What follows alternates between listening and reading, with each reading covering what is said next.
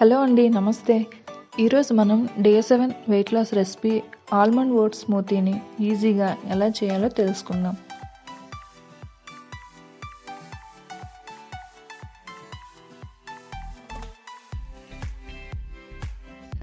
First ఒక బౌల్లో 1 cup oats తీసుకొని 2 కప్పులు వాటర్ పోసి ఒక 20 నిమిషాల పాటు నానబెట్టుకోవాలి.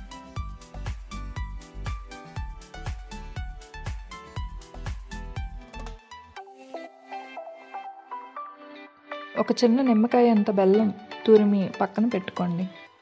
మీ దగ్గర బెల్లం పౌడర్ ఉన్నా తీసుకోవచ్చు. ఇప్పుడు ఒక బ్లెండర్లో నానబెట్టిన ఓట్స్,